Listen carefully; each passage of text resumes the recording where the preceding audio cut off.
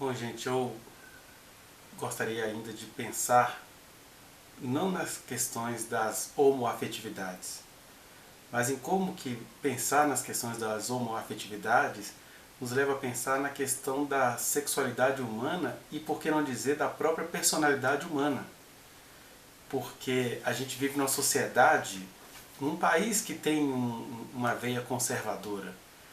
Não tem nenhum problema a gente querer conservar os elementos básicos da vida, as estruturas. Agora o que a gente não pode fazer é conservar a ignorância, a transformação ética, ser tão conservador a ponto de não querer abraçar aquilo que o Evangelho nos traz. Se o Evangelho significa boa nova, e se a Bíblia fala que Deus faz novas todas as coisas, então crer no Evangelho, ou o ato do arrependimento, significam uma constante transformação.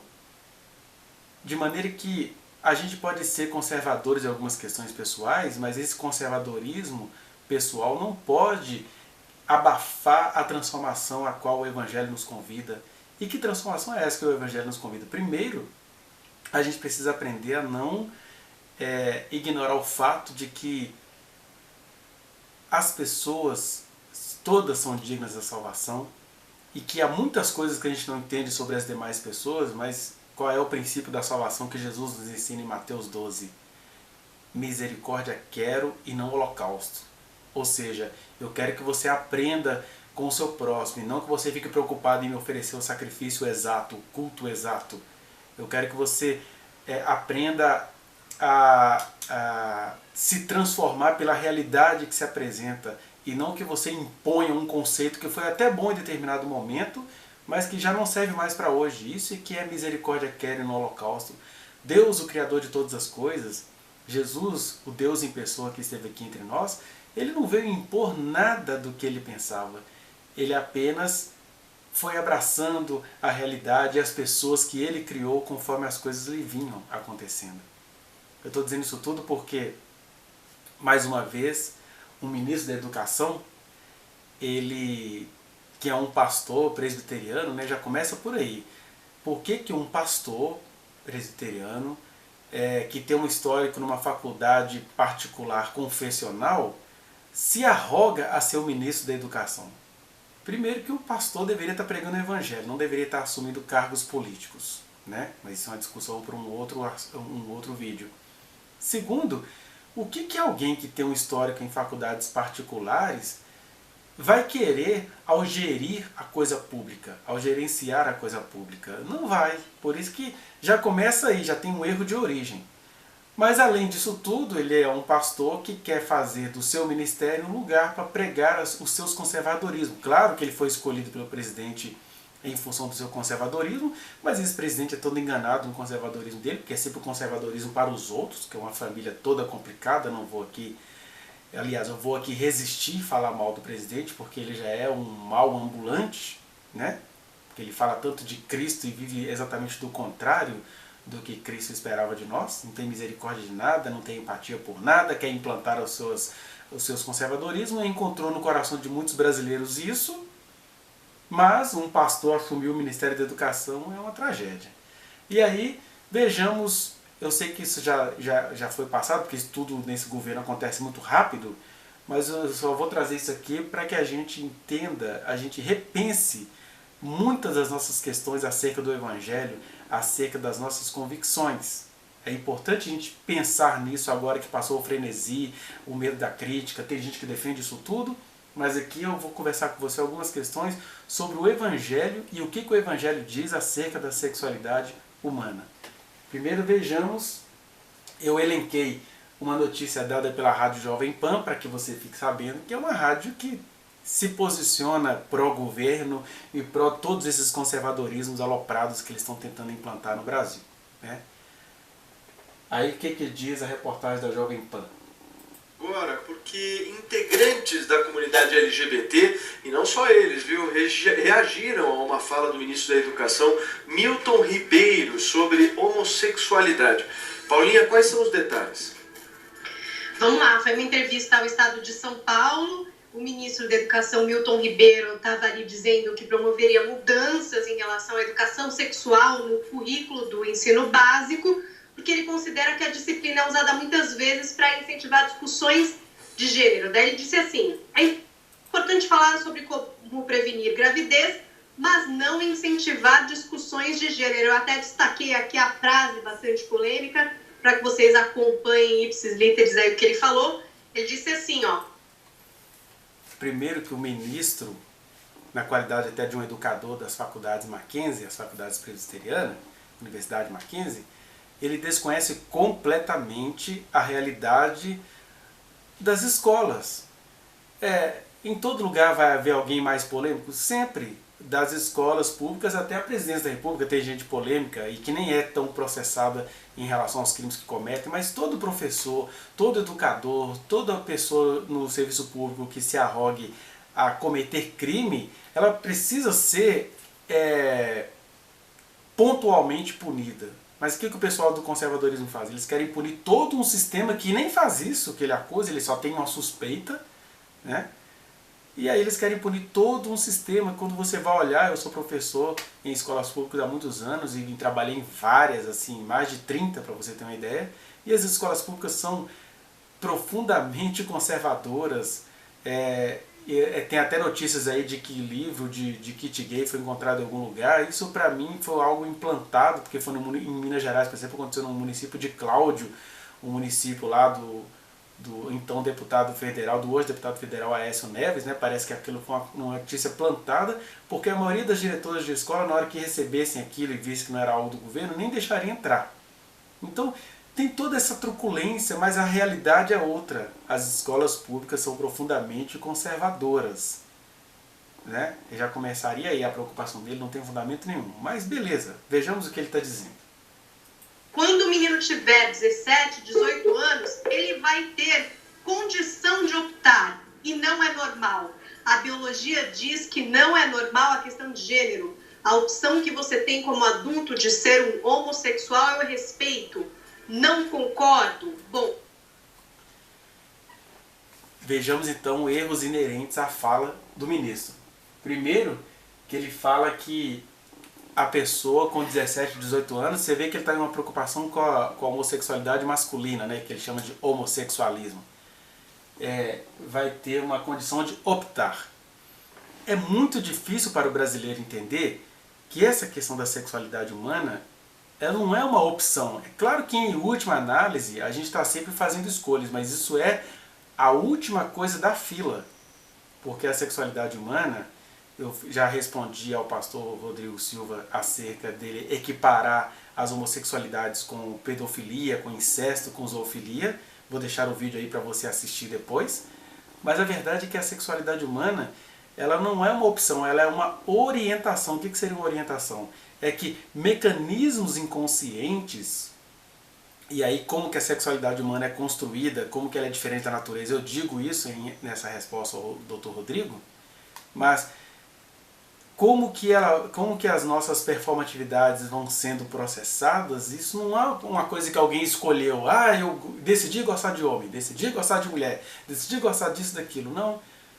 Isso foi algo que já vem sendo forjado desde que a gente nasceu, e que quando chega lá no que a psicanálise diz de complexo de Édipo, né, que é quando as crianças, em determinado momento da infância, elas se percebem apaixonadas por alguém que cuida delas, apaixonadas como crianças, elas não têm ideia do que seja isso na vida adulta, mas do mesmo jeito que uma criança se descobre desejando dirigir um carro, pilotar uma moto, pular de um prédio, né, por uma mera sensação de querer ser um super-herói, de voar, as crianças também já têm sensações sexuais e elas acabam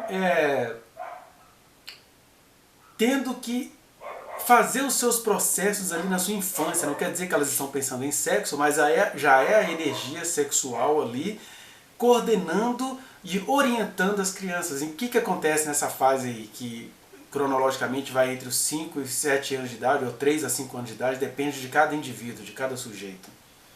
Nós temos aí várias situações, mas eu vou citar algumas só para você entender. Por exemplo, Porque a criança ela não está pensando em questão de macho e fêmea, ela está pensando em quem cuida dela, em quem ela admira. E aí o que acontece? Vamos supor, uma menina, ela se flagra admirando a própria mãe. Então, geralmente, o que vai acontecer a partir da puberdade, quando toda essa paixão que ficou trancada na infância vai voltar? Ela vai se perceber, de repente, admirando mulheres, né, que são pessoas do mesmo sexo, no caso dessa menina. Né? Então, às vezes, os americanos, quando o Freud mostrou essa teoria, os americanos acharam assim, então nós precisamos controlar isso, então a família tem que ter um exemplo masculino e um exemplo feminino, mas mesmo assim não resolve, as crianças não olham assim. As crianças fazem os seus processos, não adianta você pensar assim, eu vou dar uma vida máscula para o meu filho, de repente se ele já tem uma orientação homoafetiva, você vai levá-lo para uma luta de judô, ele vai adorar. Uma luta de jiu-jitsu, você vai ficar agarrado com homens o dia inteiro, né? Ou às vezes você ensina uma menina a ser toda feminina, e aí de repente ela vai adorar acoplar a sexualidade dela às feminilidades e vai ser uma mulher que gosta de mulheres, porque isso tudo é imprevisível, não tem como prevenir, não existe, é algo que é inconsciente, que vem de dentro para fora, por isso que se chama orientação sexual e não opção sexual. Aí alguém fala assim, mas onde é que tem isso na Bíblia? Na Bíblia não tem isso, porque conforme eu digo nesse vídeo, que eu estou deixando o link aí para você, a Bíblia não diz nada acerca da nossa orientação afetiva sexual, porque os escritores bíblicos não tinham consciência dela. Né? Eles no máximo falavam daquela sexualidade conforme eles conseguiam alcançar no horizonte que eles tinham à sua frente, que era uma sexualidade toda misturada com rituais, com perversidades, com orgias, até que no século XIX a psicanálise e outras ciências humanas e ciências também psíquicas, elas começaram a perceber que não é que o ser humano optou por gostar de determinadas pessoas e determinadas práticas. É que isso foi sendo engendrado desde o nosso nascimento. Conforme eu explico nesse vídeo, não vou gastar o tempo aqui reexplicando o que está lá. Eu peço para que você assista. Então o primeiro erro que ele comete aí é essa questão de ter condição de optar. Ele não tem condição de optar. Ele no máximo vai seguir uma orientação inconsciente que se instalou nele. Né? E isso a gente está falando do ponto de vista da ciência. E Deus não tem raiva das descobertas que a ciência fez. Os cristãos é que têm uma fé muito insegura e morrem de medo.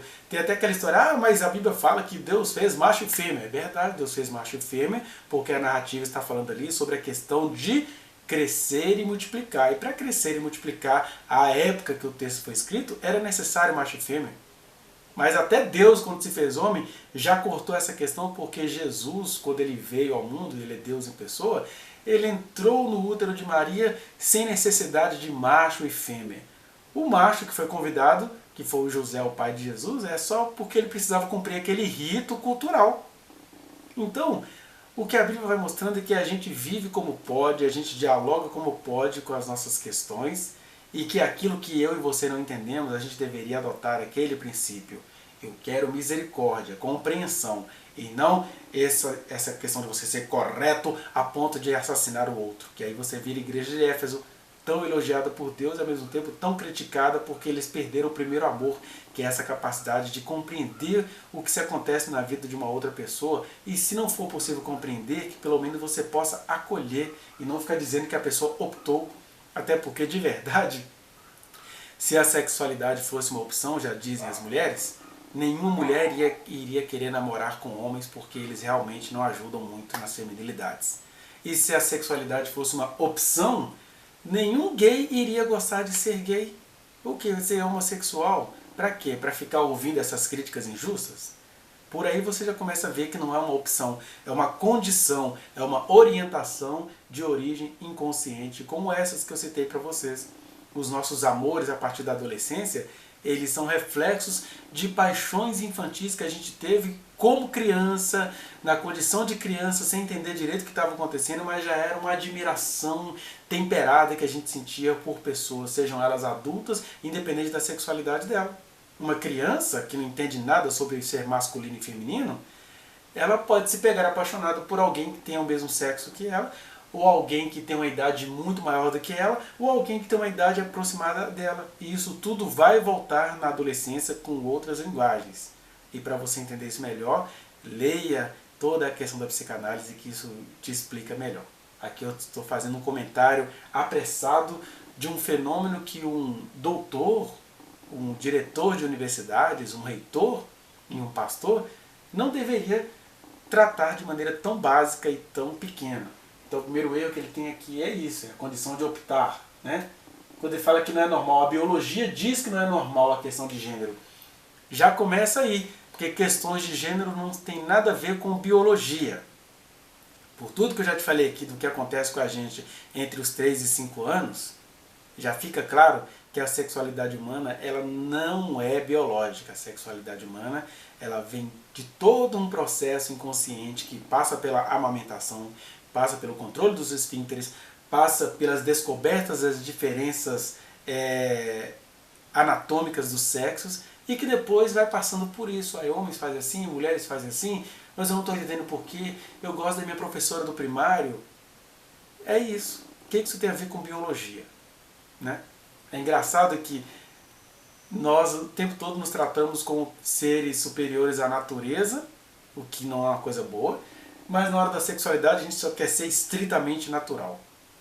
E quando a Bíblia fala que Deus criou macho e fêmea, estava falando da primeira condição da humanidade, que era crescer e multiplicar, mas eu já te mostrei que as coisas não são assim no decorrer das Escrituras. Né? Continuemos. Aí a reportagem questiona a respeito de bullying, né? A importância de ter essa discussão dentro das escolas, e o ministro segue respondendo o seguinte, olha, por esse viés é claro que é importante mostrar que a tolerância, mas normalizar isso e achar que está tudo certo é uma questão de opinião. Aí ele diz, acho que o adolescente que muitas vezes opta por andar no caminho do homossexualismo, e daí ele usa um termo que foi abolido pela Organização Mundial da Saúde em 1990, tem um contexto familiar muito próprio. Basta fazer uma pesquisa. São famílias desajustadas, algumas. Então essas foram as falas do Milton Ribeiro que incomodaram muitas pessoas, não é? Olha quantos erros para um homem que se diz anunciador do Evangelho. Não é, né? Não é. Se fosse, ele estaria anunciando o Evangelho, não sendo ministro de uma educação moralística e anticientífica. Né? Um verdadeiro evangélico, um verdadeiro cristão não deveria ter raiva da ciência, até porque você não acha que você crê no Deus verdadeiro? Eu creio. Então por que a ciência vai ser ameaça a esse Deus verdadeiro? Olha, eu sou cristão desde que eu me entendo por pessoa, por gente, e me formei em psicologia, me formei em sociologia, e a minha fé em Deus foi acrescentada por esses conhecimentos, porque isso não atrapalhou em nada o meu relacionamento com Deus. Mas a gente tem essa fé insegura. Não, os meninos não podem ver isso, porque senão o diabo é astuto, dão muito poder para o diabo. Olha isso aqui, quando ele fala que na cabeça daquele senhor, o adolescente muitas vezes opta por andar no caminho do homossexualismo.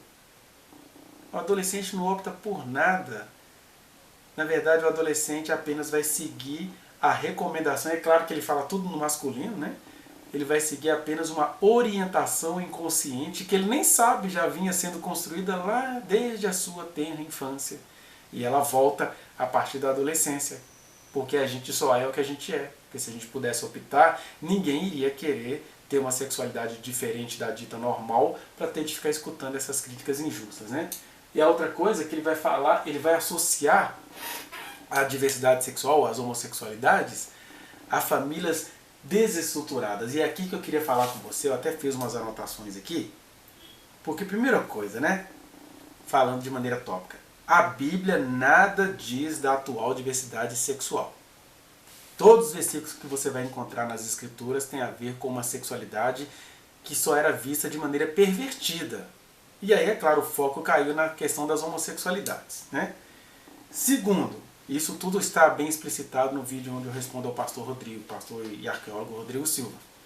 Mas segunda, essa então é a diferença entre orientação e opção sexual. A opção a pessoa escolhe conscientemente e a gente sempre vai escolher aquilo que nos faz bem. Agora, a orientação, é claro que adolescentes, quando eles têm a chance de colocar as ideias em experimento, né? E é isso que o ministro tem medo, ele não deveria ter medo de que as pessoas aprendam e tirem bom proveito do aprendizado.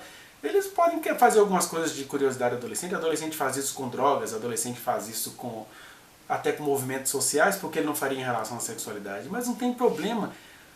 O caráter é que prevalece, o que a gente é o que prevalece, e a gente vai se formando heterossexual, a gente vai se formando homossexual, a gente vai se formando nesse contínuo da sexualidade que às vezes pende mais para a feminilidade, às vezes pende mais para a masculinidade, e a gente vai vendo isso, que não está escrito, mas está demonstrado pelas histórias, nas próprias escrituras. Por exemplo, então essa questão da orientação tem a ver com isso, com essa paixão infantil que a gente teve por alguém que cuidou de nós, independentemente do sexo dessa pessoa, né? Por outro lado, a sexualidade que a gente vai vendo nas escrituras é uma sexualidade sublimada. O que é isso? As pessoas não optaram por isso, mas a vida foi trazendo essas questões para ela e elas viveram da maneira como elas puderam. Quer ver um exemplo? Eu anotei algumas coisas aqui para eu não ficar procurando, né, na memória, porque são muitas coisas aqui. E eu não quero dar um curso sobre sexualidade humana. Vou aqui te mostrar apenas o que as escrituras mostram acerca da vivência da sexualidade humana, que já era diversa, embora eles não tinham consciência dessa diversidade. Quer ver? Primeira coisa que a gente vai encontrar nas escrituras hebraicas e, consequentemente, judaico-cristãs. Os homens supostamente héteros nem gostavam de mulheres. Quando você vai olhar a história dos homens registrados nas escrituras cristãs, eles eram héteros? Não sei. O que a gente vai vendo é que eles não gostavam de mulheres. Olha só, o patriarca Jacó, todos eles já estão perdoados na ignorância deles, mas eu vou trazer o que eles fizeram aqui de maneira inconsciente. O patriarca Jacó tinha 2 esposas titulares e 2 concubinas. Quem consegue fazer isso com 4 mulheres não gosta de mulher. Então não vou nem dizer que é heterossexual. Ele só foi aquele homem que ele conseguiu ser nos tempos dele. E aquela brigaiada toda para ver quem dava mais filhos a quem. Você pega, por exemplo, aí, o tal de Eucana, que tinha 2 mulheres, uma que ele amava e a outra com a qual ele tinha filhos, que era a Penina e a Ana. Um cara que consegue ter mais de uma mulher não gosta de mulheres. Você tem, por exemplo, o rei Salomão teve 1000 mulheres, 700 mulheres princesas, esposas princesas, e 300 concubinas. E aí o Salomão tinha tantas mulheres, 1000 mulheres, que ele não conseguiu amar nenhuma. Aí eu vou dizer o quê? Que isso é uma heterossexualidade? Não, isso é só um homem exercendo uma sexualidade masculina mal bolada, de maneira inconsciente, e ainda se arroga a fazer alguns provérbios acerca delas. Porque Salomão foi sábio. Só que ser sábio não significa ser Deus. Ele foi apanhado na própria sabedoria.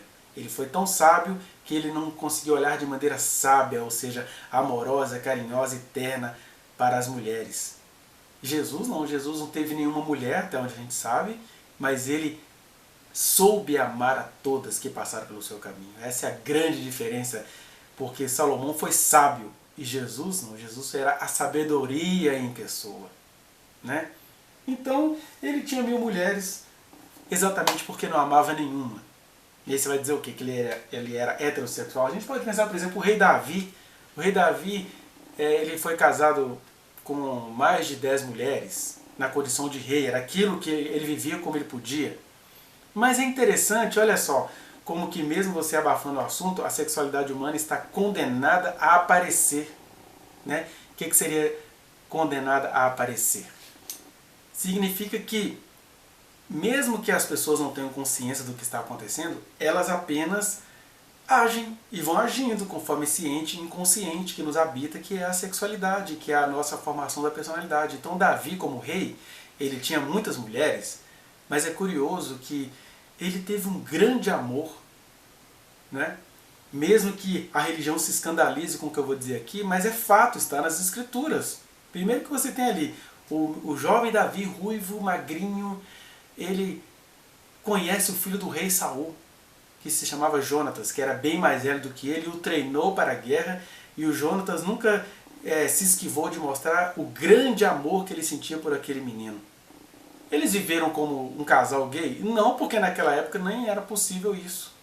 Mas você vai vendo, por exemplo, que dentro do que eles viveram e dentro de uma tradição israelita, acaba que o Jonatas, que o treinou para a guerra, falece mais cedo. E você já pode até pensar o que é que faria um filho de um rei, do filho do rei Saul, abrir mão da própria dinastia, né? Ele seria o próximo herdeiro, em favor do seu grande amigo e grande amado Davi. O que a gente tem aí?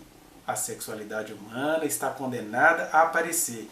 Mesmo que naqueles tempos eles não tenham se manifestado como um casal gay, né, o Davi até reconhece, olha, o amor que Jonatas tinha por mim era maior do que o amor de mulheres, porque não era aquele amor que eu faço sexo e fica para lá como ele fazia com as mulheres dele. É aquele amor que tem conchavo, que tem comunhão, que tem compreensão.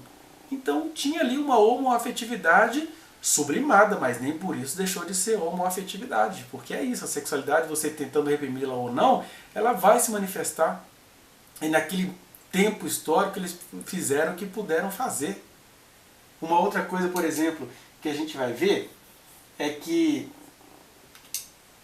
até Deus, quando se fez homem, ele teve de lidar com a sexualidade, ele lidou muito sadiamente com as mulheres, ao contrário de Salomão, mas ele teve de lidar com a homoafetividade sublimada do apóstolo João. O que a gente sabe pelas próprias escrituras?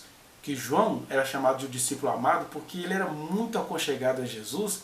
E é interessante que eu estou falando do homem Jesus, Jesus de Nazaré. E Jesus carrega esse paradoxo, que ele é Deus tanto quanto ele é homem. Ele é Deus tanto quanto ele é humano. E na condição de humano, ele vivenciou e ele acolheu as limitações humanas que lhe adivinham. E aí veio a limitação humana de João, o apóstolo. A gente percebe um carinho, um amor, mesmo sendo aquele carinho da criança que ela sente pelo adulto e nem sabe do que se trata. Mas o João amava Jesus como uma pessoa que tinha a mesma sexualidade dele. Então a gente tem aí uma homoafetividade que João sentia por aquele nazareno, por aquele galileu. E é claro, em função da pregação do Evangelho nos territórios de Israel, né, isso jamais iria se concretizar, mas não quer dizer que ele conseguiu sublimá-la, porque Jesus olhou isso tudo e não julgou, falou, não, ele vai viver até que eu venha. E a gente sabe que o apóstolo João morreu de velho, bem velho mesmo, escreveu o livro do Apocalipse, as revelações do Apocalipse, e aí ele exprime essa homoafetividade dele quando ele fala que ele está triste porque ele queria saber onde estava o amado dele. Ele compara, quando ele fala assim, o Espírito e a noiva dizem vem, ele se coloca no lugar da igreja como uma pessoa que espera a vinda do seu amado. O que eu estou dizendo aqui? Que embora não haja uma vivência concreta das homoafetividades, a gente vai ver o tempo inteiro a homoafetividade se manifestando de maneira sublimada, transformada em outra coisa. Mas olha só que interessante, ele não vivenciou a homoafetividade, mas ele viveu como um homem solteiro até o fim da vida dele. E o que é mesmo que faz o João viver como um homem solteiro? Porque o amado dele já não estava mais. Eu sei que é demais pedir para uma tradição para compreender essas coisas, mas o que eu estou te dizendo é que num mundo caído, numa sexualidade caída, e aqui não estou falando só que a homoafetividade é uma expressão caída da sexualidade. A heterossexualidade também é uma expressão caída da nossa sexualidade, porque o mundo é caído, a gente não consegue entender uns aos outros. Os homens não conseguem amar as mulheres, eles só conseguem abusar delas. As mulheres não conseguem amar os homens, elas conseguem adorá-los. Aqui eu estou falando de questões gerais. Existem uma ou outra relação que se aproxima da perfeição, mas só se aproxima porque nós estamos num mundo caído. De maneira que, até na vocação de Davi, foi a partir da sexualidade do Jonatas que Deus foi fazendo Davi chegar ao caminho dele. E não teve problema, Jonatas amou Davi como ele podia, acabou morrendo antes, nem precisou abdicar do reino para nada disso. E também foi através da sexualidade caída e impossível do apóstolo João que Jesus o acolheu. Não teve essa coisa, não, eu tenho que me afastar, o que é isso? Não, Jesus conhece a nossa estrutura, Ele sabe que somos pó, Ele sabe que a gente ama como a gente pode. E aqui eu estou falando de coisas bem concretas, estão nas Escrituras, não é doutrina de demônios. Só que essas coisas foram vivenciadas como elas podiam ser vivenciadas. Sabe qual é a chance que você e eu temos? É que com o Espírito Santo derramado sobre nós, a gente agora tem condições de, por meio da ciência, a ciência é dada a um judeu chamado Sigmund Freud, né? Os crentes idolatram os judeus de menos Freud. Mas o Freud, mesmo no seu ateísmo, recebeu essa capacidade do Criador do Universo de fazer uma leitura honesta e profunda da sexualidade humana, como ele fez uma leitura profunda das outras supostas teatralidades, das obsessões, das fobias, né, das histerias e de tantas outras questões. E aí ele nos traz esse achado que é a sexualidade humana e os crentes rejeitam, né? Mas o que eu posso te dizer é isso, que nós temos condições de compreender a sexualidade uns dos outros. Até porque, o que é ser heterossexual? De repente você é um cara masculino, que sente desejo por mulheres, mas que a sua performatividade é efeminada e não tem problema, Deus preparou uma mulher para você que é feminina, gosta de homem, mas tem uma expressividade masculinizada. É isso, a gente vive como pode. A gente vive como pode, como Salomão viveu como podia, João o apóstolo viveu como podia, Davi viveu como podia, Jonatas viveu como podia, e até Deus, quando se fez homem, Jesus, o Nazareno Galileu, viveu como pôde viver. Deus sabe todas as nossas ambiguidades da nossa sexualidade. Então, quando eu falo aqui que a nossa sexualidade é caída, eu não estou apontando que as homoafetividades são caídas. A nossa sexualidade é caída. Se você é um homem honesto, você sabe como que você não consegue ser fiel à sua mulher e vice-versa, porque a nossa sexualidade é caída. Agora, o que a palavra de Deus condena é a promiscuidade. Aí você pode optar em ser promíscuo ou não. Agora, sobre quem você é e de quem você gosta, isso está algo muito gelatinoso e os adolescentes deveriam ter direito sim de discutir isso com pessoas honestas e pessoas profundas e pessoas humanas. É uma pena que um ministro que descarregar o nome do Senhor só descarrega sobre o nome de Deus todos os escândalos. Porque a palavra de Deus é isso. É isso que a gente vai vendo aqui, ó. Deixa eu ver se tem mais alguma coisa que eu esqueci. Eu acho que é isso. E a gente então precisa mesmo sermos humanos em Cristo Jesus. Porque até Deus, quando se fez homem, saiu desses scripts. Ah, mas Jesus falou que Deus fez uma mulher. Jesus estava naquele momento ali em Mateus 19 respondendo a pegadinha de fariseus. É só você ver o que Jesus fazia no dia a dia. Ele não discutia a prostituição, não discutia os casamentos da samaritana, não discutia... Você quer ver uma coisa a qual Jesus se sujeitou? O que você acha que tinha naquele soldado romano que deu nele tanta chicotada? O que faz um homem romano bater tanto em outro homem que está calado como um cordeiro para o matadouro? É uma sexualidade pervertida de Roma, que era típica naquela época, a sexualidade sádica, né? Eu descarrego minha energia, quanto mais calado fica, mais eu bato. Ainda bem que eles tinham um limite para açoitá-lo, né? Que era 40 açoites. Mesmo assim, o cara estava na dele, para que ele levar 40 açoites? Isso é a sexualidade pervertida romana sobre o Cordeiro de Deus, que acabou se comportando também como alguém assim, com sexualidade sádica, mas essa é só a aparência. O que eu estou te dizendo é que Deus sabe julgar as nossas individualidades, as nossas interioridades. Ele sabe ler por que João conseguiu ficar solteiro, mas ele sabe aceitar isso. É o meu discípulo amado, ele me amou como pessoa. Se isso às vezes se transformava em tesão, eu já entendi. Ele sabe receber o Davi, que teve uma amizade íntima e sexualidade sublimada com Jonatas, mas que era visto pela própria Mical, uma das suas mulheres, como um homem afrescalhado, estava lá no templo adorando ao Senhor e matou a mulher dele de vergonha. Que é isso? E Davi era um homem tão macho e ao mesmo tempo tão firme, de ficar fazendo salmos, de ficar cuidando de ovelhas, nem parece que é coisa de homem. E aí, dane-se quem julga, porque Davi foi próprio diante do Senhor. É disso que eu estou te falando. Não estou aqui defendendo homossexualidades, eu estou aqui defendendo a personalidade humana que vem permeada todinha pela sexualidade humana e suas múltiplas expressividades, chamadas aqui pelo ministro burro da educação de homossexualismo. E aqui eu não estou fazendo um homossexualismo, que não é um evangelismo homossexual. É que eu estou dizendo, quem é você?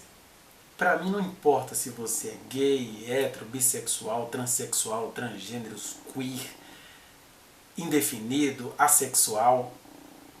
Para mim importa, e para Jesus principalmente, é que você é um ser humano em busca de arrependimento e nele você pode viver tudo aquilo que você é. É só isso que o ministro crente não consegue entender.